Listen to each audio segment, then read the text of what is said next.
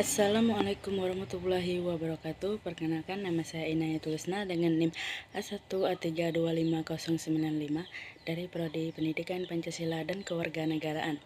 Baik, di sini saya akan menjelaskan globalisasi dan krisis demokrasi. Di zaman sekarang, dunia terasa semakin kecil. Kita bisa berkomunikasi dengan orang di negara lain dalam hitungan detik, membeli barang dari luar negeri dengan mudah, dan mengikuti perkembangan dunia. Pendahuluan, globalisasi adalah proses yang menghubungkan negara-negara di dunia dalam berbagai aspek seperti ekonomi, politik, sosial, dan budaya. Dalam bidang ekonomi, global terlihat dari meningkatnya perdagangan bebas, investasi asing, dan pergerakan modal yang sangat cepat. Awalnya, global dianggap sebagai solusi untuk meningkatkan kesejahteraan global.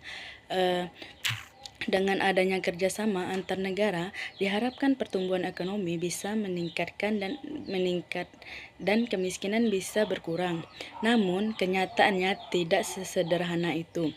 Global bisa juga membawa dampak negatif seperti meningkatnya kesenjangan, ketergantungan negara berkembang pada negara maju, dan melemahnya peran pemerintah dalam melindungi rakyatnya. Hal ini tidak lepas dari pengaruh ideologi neoliberalisme yang menekankan kebebasan pasar dan mengurangi campur tangan negara. Selanjutnya ada perkembangan demokrasi global. Di sisi lain, dunia juga mengalami perkembangan demokrasi yang cukup pesat, terutama sejak akhir abad ke-20. Banyak negara yang sebelumnya dipimpin oleh rezim otoriter mulai beralih ke sistem demokrasi. Ini dikenal sebagai gelombang ketiga demokratisasi. Namun, perkembangan ini tidak selalu diikuti dengan kualitas demokrasi yang baik. Banyak negara hanya menjalankan demokrasi secara formal seperti mengadakan pemilu, tapi belum menjamin adanya keadilan, transparansi, dan akuntabilitas. Akibatnya, demokrasi seringkali hanya menjadi simbol, sementara kekuasaan tetap dikuasai oleh kelompok elit tertentu. Dalam kondisi ini, rakyat memang memiliki hak memilih, tetapi tidak benar-benar memiliki pengaruh besar terhadap kebijakan. Selanjutnya itu ada tantangan globalisasi terhadap demokrasi. Yang pertama itu melemahnya kedaulatan negara. Globalisasi membuat negara tidak lagi sepenuhnya bebas dalam menentukan kebijakan. Banyak keputusan harus menyesuaikan aturan global dan kepentingan ekonomi internasional. Yang selanjutnya itu dominan neoliberalisme. Neoliberalisme mendorong kebijakan seperti deregulasi, privatisasi, dan liberalisasi pasar.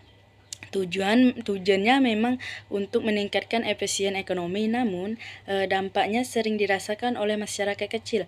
Layanan publik seperti pendidikan dan kesehatan bisa menjadi lebih mahal karena dikelola oleh pihak swasta. Yang selanjutnya itu ada ketimpangan dan eksklusi sosial. Globalisasi juga memperbesar kesenjangan antara kelompok kaya dan miskin. Mereka yang memiliki akses terhadap teknologi dan modal akan semakin maju, sementara yang tidak memiliki akses akan semakin tertinggal. Hal ini menyebabkan eksklusi sosial, yaitu kondisi di mana sebagian masyarakat tidak ikut merasakan manfaat pembangunan. Selanjutnya itu ada krisis demokrasi. Semua kondisi tersebut akhirnya memicu krisis demokrasi. Beberapa tanda krisis ini antara lain peran rakyat dalam pengambilan keputusan semakin berkurang, partisipasi politik menurun seperti rendahnya minat pemilu, kekuasaan lebih banyak dikuasai oleh elit politik dan ekonomi. Selanjutnya itu solusi dan upaya pembaikan. Untuk mengatasi krisis demokrasi diperlukan berbagai langkah penting. Yang pertama itu membuat sistem global yang lebih adil, transparan, dan akuntabel. Yang kedua itu memperkuat peran masyarakat sipil agar bisa mengawasi pemerintahan dan memperjuangkan kepentingan publik. Yang ketiga itu mereformasi lembaga internasional agar lebih representatif dan tidak didominasi oleh negara maju. Selain itu, demokrasi di tingkat nasional juga harus memperkuat dan meningkatkan transparansi, akuntabilitas, dan partisipasi masyarakat dalam pengambilan keputusan. Kesimpulannya itu adalah globalisasi membawa peluang sekaligus tantangan. Jika dikelola dengan baik, globalisasi bisa meningkatkan kesejahteraan. Namun jika tidak, justru bisa melemahnya demokrasi. Karena itu pentingnya bagi kita untuk memastikan bahwa demokrasi tetap berpihak pada rakyat, bukan hanya pada kepentingan pasar global. Baik, hanya itu yang dapat saya sampaikan. Wassalamualaikum warahmatullahi wabarakatuh.